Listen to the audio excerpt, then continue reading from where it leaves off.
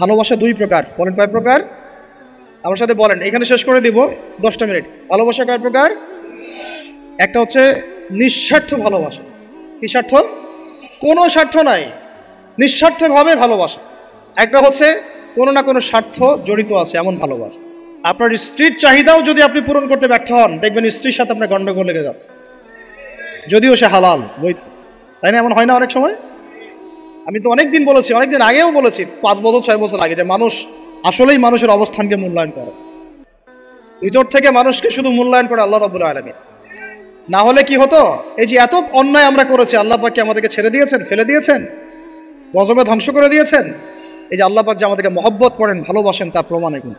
আল্লাহ পাক চান যে আমরা যেন ফিরে আসি।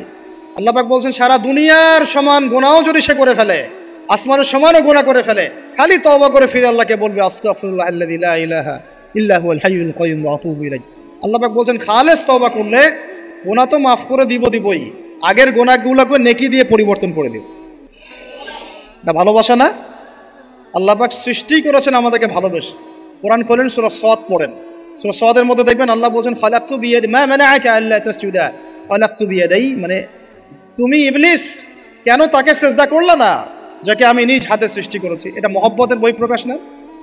আল্লাহ আমাদেরকে নিজ হাতে সৃষ্টি করেছেন। আল্লাহ পাকের হাত কেমন এটা আমরা ব্যাখ্যা করতে যাব না। এর হাতের অর্থ কি সেটাও ব্যাখ্যা করার, তাওয়িল করার দরকার নাই। কোরআনে আসছে যেভাবে সেভাবে আমরা ঈমান রাখবো, ঠিক আছে ভাই? এখানে আবার অনেকে অনেক তালগোল পাকায় ফেলে এবং বিভ্রান্ত হয়ে যায়, এদিকে যাওয়ার দরকার নাই। এখানে বোঝানো হচ্ছে আল্লাহ রাব্বুল আলামিন আমাদেরকে মহব্বত করে সৃষ্টি করেছে। এই পুরো সৃষ্টি জগৎটাই তো আল্লাহর মহব্বতের বহিঃপ্রকাশ। সবকিছু এত নিপুণভাবে চলতেছে, এটা মহব্বতের বহিঃপ্রকাশ না? আমি আপনাদেরকে নিয়ে যদি কোনোদিন কক্সবাজারের সৈকতে তারা দেখাতে পারতাম, তাহলে আমি বুঝাইতে পারতাম আপনাদেরকে যে এই মহাবিশ্বটা ঠিকই আছে। কিন্তু তারার মধ্যে একটা গাণিতিক ক্যালকুলেশন আছে যেটা সবাই জানে না। যারা একটু অ্যাস্ট্রোনমি নিয়ে পড়াশোনা করেছে তারা জানে।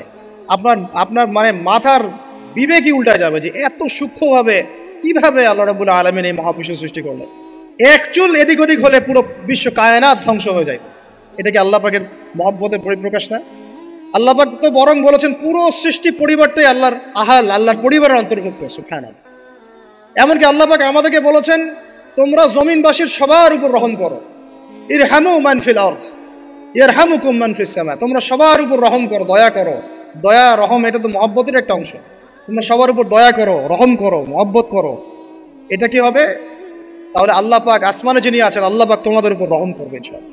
আমরা সেই মহান সত্তার ভালোবাসার থেকে বের হয়ে হারাম এই যৌন ভালোবাসার দিকে যাওয়ার চেষ্টা করেছি।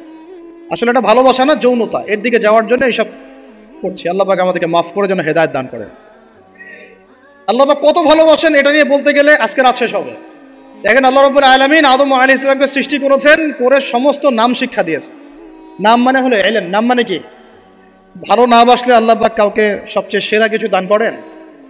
সূরা ৩ আল্লাহ পাক কি বলেছেন? ওয়া তিনি ওয়াজ জাইতুন, এগুলো শপথ করে, লাকাদ খালাকনাল ইনসানা ফি আহসানি তাকওয়িম। মানুষকে সবচেয়ে শ্রেষ্ঠ কাঠামো আল্লাহ পাক দিয়েছে, দেন নাই? তো কাউকে যদি মহব্বত না করা হয়, তাকে আপনি সবচেয়ে সেরাটা কি দিতে পারবেন? আল্লাহ পাক আমাদেরকে মহব্বত করেন, ভালোবাসেন, এবং আল্লাহ চান আমরাও যেন তাকে মহব্বত করি, তাকে ভালোবাসি। এবং আমরা যদি কাউকে ভালোবাসি, আল্লাহর জন্য ভালোবাসবো। কাউকে ঘৃণা করি, আল্লাহর জন্য ঘৃণা করি। মহব্বত আল্লাহর জন্য, ঘৃণাও কার জন্য? আল্লাহর জন্য। আল্লাহ পাক সমস্ত ইলম শিক্ষা দিলেন। এটা কি ভালোবাসার বহিঃপ্রকাশ না? নূহ আলাইহিস সালামের কওম দীর্ঘদিন আল্লাহর কথা শুনে না, আল্লাহ পাক সবর করলেন, ধৈর্য ধরলেন, গজব দিলেন না, শেষ পর্যায়ে গিয়ে আযাব দিয়েছেন। এই যে আল্লাহ পাক সুযোগ দেন, সময় দেন, এটা কি আল্লাহ পাকের ভালোবাসা, দয়া না?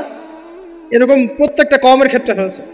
আমি তো ফিল করলাম এই ভালোবাসা নিয়ে ঘাটাঘাটি করতে গিয়ে যে আসলে আল্লাহ পাক যে আমাদেরকে সবচেয়ে বেশি মহব্বত করেন, তার সবচেয়ে বড় নিদর্শন কি জানেন? আমাদের কাছে আল্লাহ রাব্বুল আলামিন আল কোরআনের মতো কিতাব নাজিল করেছেন, আর আমাদেরকে আল্লাহ পাক নবী মুহাম্মদ সাল্লাল্লাহু আলাইহি ওয়াসাল্লামের উম্মত বানাইছেন। আল্লাহ পাক যে নবী মুহাম্মদ সাল্লাল্লাহু আলাইহি ওয়াসাল্লামকে এই দুনিয়াতে পাঠিয়েছেন না, এটাই সবচেয়ে বড় মহব্বত, সবচেয়ে বড় রহমত। কারণ তার সুন্নতে এমন কিছু নাই যেটা আপনি খুঁজে পাবেন না। আর তিনি আমাদেরকে যে মহব্বত করতেন, মুহাম্মদ সাল্লাল্লাহু আলাইহি ওয়াসাল্লাম আমাদেরকে যে মহব্বত করতেন, তিনি আমাদেরকে বলতেন যে আমরা তার ভাই। আমরা তার কি ভাই? মানে কি মায়ের পেটের ভাই? এটা বোঝানো হয় না। একটা হাদিসে তিনি বলেছেন আমি তো পিতৃতুল্য। তার মানে কি সত্যি সত্যি বাবা সন্তানের সম্পর্ক? রুহানি পিতা। তিনি কি ইমাম নন? তিনি ইমাম, তিনি নেতা, তিনি আমাদের শিক্ষক, তিনি নবী। তো তিনি আমাদেরকে যে মহব্বত করতেন, তিনি একদিন বলছিলেন নবী সাহাবীদের সামনে, কাশ আমি যদি আমার ভাইদেরকে দেখতে পেতাম। সাহাবীরা বলছেন, ইয়া রাসূলুল্লাহ, আমরা কি আপনার ভাই না?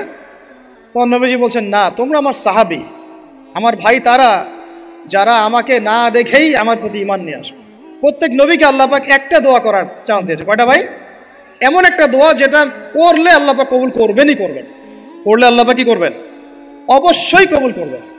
নবী সাল্লাল্লাহু আলাইহি ওয়াসাল্লাম বলছেন যে সমস্ত নবী এই দোয়াটা পৃথিবীতে করে ফেলেছে, আমি এই দোয়াটাকে মুলতবি রেখেছি যে কাল কিয়ামতের মাঠে আমি আমার উম্মতের জন্য সুপারিশ করবো ইনশাআল্লাহ। এবং নবী সাল্লাল্লাহু আলাইহি ওয়াসাল্লামের সুপারিশে বহু কবিরা গুনাহগার মুসলমান যারা জাহান্নামের ফয়সালা হয়ে গেছে তাদেরকে আল্লাহ পাক কিছুটা শাস্তি ভোগ করালে হলেও আবার জান্নাতে নিয়ে আসবে ইনশাআল্লাহ। তিনি আমাদেরকে মহব্বত করেন না? করতেন না? চিন্তা করেন তাহলে আমরা তার দিনকে কি মহব্বত করলাম, আমরা তার হুকুম হাকামের বিধিবিধান সুন্নতের কি মহব্বত করলাম, চিন্তা করেন। একটা হাদিসে নবীজি স্পষ্ট করে বলছেন এটা আমাদের জন্য একটা কষ্টি পাথর। এটা একটা কি কষ্টি পাথর। তিনি বলছেন, লা ইউমিনু আহাদুকুম, তোমাদের মধ্যে কেউ মুমিন হইতে পারবে না। কি হইতে পারবে না? মানে প্রকৃত মুমিন হইতেই পারবে না তোমরা।